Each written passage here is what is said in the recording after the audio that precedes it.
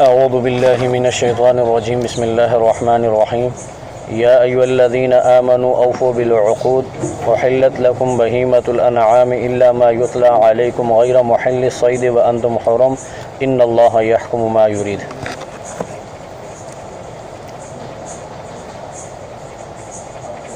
یہ سورہ مائدہ ہے، اس کا خلاصہ کل آپ حضرات کے سامنے میں نے بیان کیا تھا، اور یہ صورت مدنی صورت ہے۔ اس کے اندر ایک آیت آگے آ رہی ہے، الیوم اکملت لکم دینکم واتممت علیکم نعمتی ورضیت لکم الاسلام دینا۔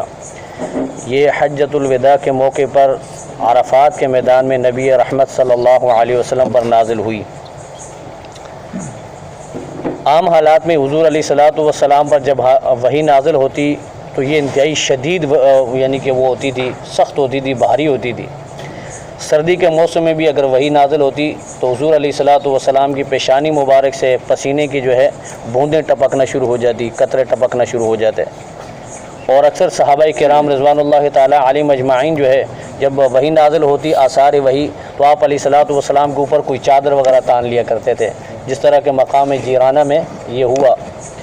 یہ جب آیت نازل ہوئی تو حضور علیہ الصلوۃ والسلام عرفات کے میدان میں اپنی طاقتور اونٹنی عصبہ کے اوپر سوار تھے۔ جب یہ آیت نازل ہونا شروع ہوئی تو اونٹنی کی جو ہے ٹانگیں کانپنے لگی، اور اونٹنی بالکل اتنی طاقتور اونٹنی تھی کہ اس کے برداشت سے باہر ہو گیا، اور پھر نبی رحمت صلی اللہ علیہ وسلم اونٹنی سے نیچے اتر آئے۔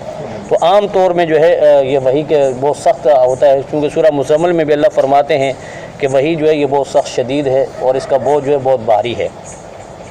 وہ بھی کیوں نہ کہ اللہ تعالیٰ نے قرآن کے بارے میں جو ہے دوسری جگہ فرمایا کہ اگر اس قرآن کو ہم پہاڑوں پر نازل کرتے، لو انزلنا هذا القرآن على جبل لرأيته خاشعا متصدعا من خشیۃ اللہ، تو یہ پہاڑ اللہ کے خوف سے ریزہ ریزہ ہو جاتے ہیں۔ تو اللہ تبارک و تعالیٰ نے اس انسان کو یہ صلاحیت عطا فرمائی کہ انسان کو اللہ تعالیٰ نے یعنی چنا، اور اس میں انبیاء علیہم السلام خود ہمارے نبی رحمت صلی اللہ علیہ وسلم کا انتخاب فرمایا۔ حضرت امام شاہ ولی اللہ محدث دہلوی رحمۃ اللہ علیہ فرماتے ہیں کہ جب وحی نازل ہوتی تھی تو حضور علیہ الصلوۃ والسلام کے ساتھ انخلاء یا انسلاخ کا معاملہ ہوتا تھا، یعنی آپ علیہ الصلوۃ والسلام بشریت سے ملکیت کی طرف چلے جاتے تھے۔ اس میں اس وقت یعنی کہ جب وحی کے آثار نازل ہو رہے ہوتے تھے تو ملکیت کی طرف آپ چلے جاتے تھے، پھر وہ صفات آپ کے اندر آ جاتی تھی، تو اس لیے اللہ تعالیٰ برداشت کا مادہ بھی دے دیتے تھے۔ اور پھر حضور علیہ الصلوۃ والسلام پر جب وحی نازل ہوتی تو پھر اس کے بعد جو ہے آہستہ آہستہ آپ علیہ الصلوۃ والسلام کی جو ہے طبیعت مبارک اپنے اس پہ ترتیب پہ آ جاتی۔ جس طرح سب سے پہلی وحی نازل ہوئی تھی تو حضور علیہ سردی کا موسم، گرمی کا موسم تھا، اور حضور علیہ الصلوۃ والسلام کو انتہائی سردی لگ رہی تھی۔ آپ علیہ الصلوۃ والسلام جب گھر میں آئے تو اماں خدیجہ رضی اللہ تعالی عنہا سے فرمایا کہ زملونی زملونی، مجھے کوئی چادر یا مجھے کوئی بستر اڑائیں، کیونکہ سردی لگ رہی تھی آپ وسلم کو، تو ایسی کیفیت ہوتی تھی۔ بہرحال تو یہ وحی کی یعنی کہ صورت تھی۔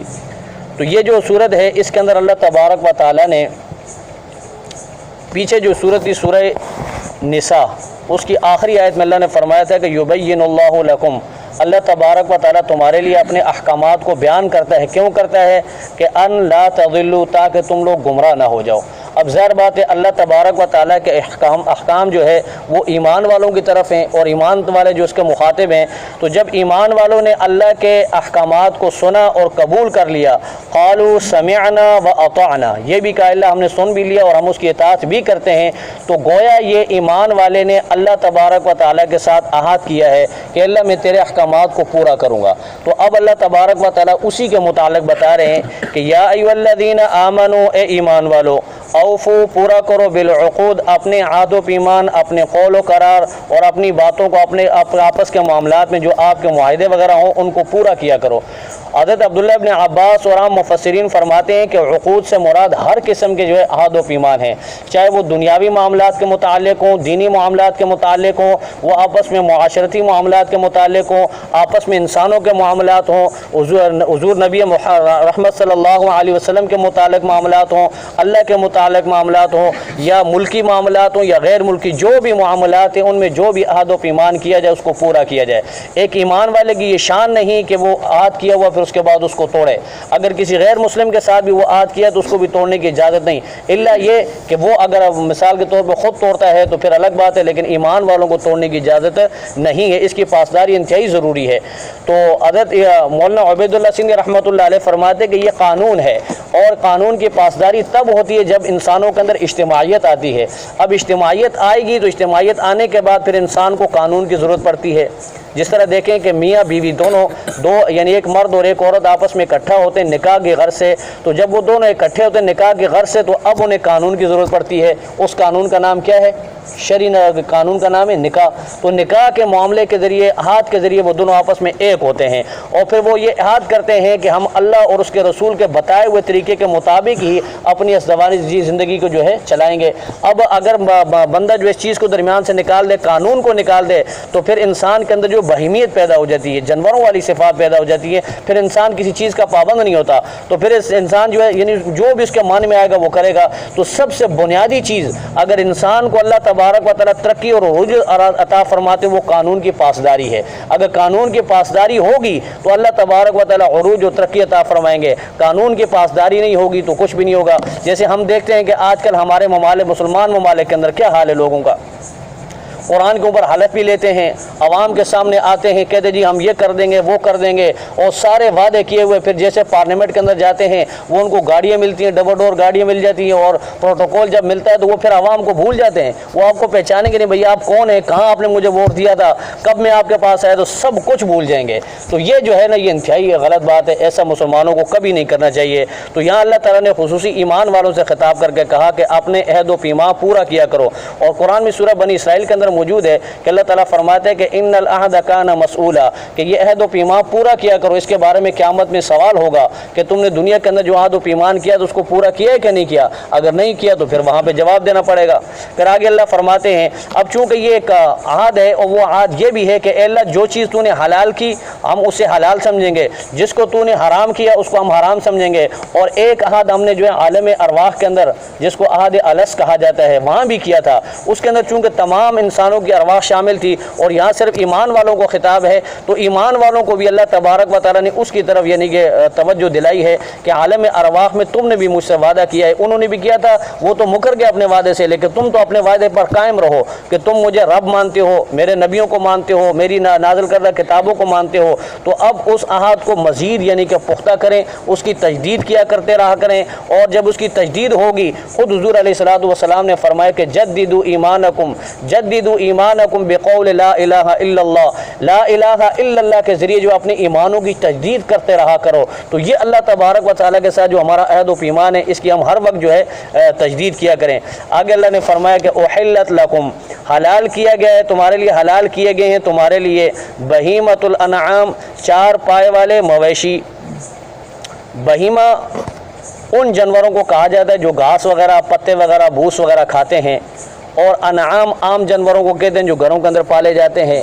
اس کے اندر جو ہے مشہور گائے، بھینس، بکری، بیڑ وغیرہ یہ چیزیں شامل ہیں. یہ اللہ تبارک و تعالیٰ نے حلال کی ہیں. اور اس طرح بعض چار پاؤں والے جو جانور ہیں وہ حرام ہیں، جیسے مثال کے طور پہ گدھا ہے، ٹھیک ہے، چیتا ہے، شیر ہے، کتا ہے، بلی ہے، وہ چار پاؤں پہ چلتے ہیں لیکن ہیں حرام. اور اس طرح چار پاؤں والے جانور اس کے علاوہ حلال بھی ہیں، جیسے ہرن ہے، اور اس کے علاوہ یعنی کہ نیل گائے ہے، جنگلی جو نیل گائے ہوتی ہے یہ بھی حلال ہے، شتر مرغ وغیرہ یہ بھی حلال ہیں.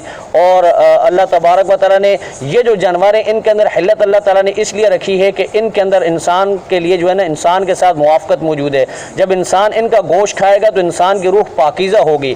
اور اگر ان بہیمہ یعنی کہ دوسرے جانوروں کا چیر پاڑ کر کھانے والے جانور جیسے شیر ہے، چیتا ہے، بلی ہے، کتا ہے، اور اسی طرح حشرات الارض ہیں، کیڑے مکوڑے ہیں، یہ تو گندگی کھانے والی چیزیں ہیں. تو ان سے انسان کی روح جو ہے وہ خبیث ہو جاتی ہے، انسان کے عقل کے اندر فطور آ جاتا ہے، پھر انسان کے اندر درندگی آ جاتی ہے. تو ہم دیکھتے ہیں کہ جو ہمارے بعض ممالک کے اندر آپ دیکھیں گے کیڑے مکوڑے کھائے جاتے ہیں، لال بیک بھی کھاتے ہیں، بچھو بھی کھاتے ہیں، سانپے بھی کھا رہے ہیں، پتہ نہیں جو چیز بھی سامنے آئی اس کو جناب کھا لیا. تو ایسا نہیں ہے. اللہ تعالیٰ نے ہمیں کتنا عظیم اور پاکیزہ مذہب عطا فرمایا ہے کہ ہر چیز کے بارے میں ہمیں یہ تعلیم دی گئی کہ ہر چیز کے بارے میں اعتدال سے کام لیا جائے. کھانے پینے میں بھی اعتدال ہے. حلال چیزیں آپ کھا سکتے ہیں, حرام چیزیں کھانے کی اجازت نہیں ہے. اگر حرام چیزیں کھائیں گے تو آپ کے دماغ کے اندر فطور آئے گا اور آپ کی جو ہے اخلاق کے اندر جو ہے فطور آئے گا.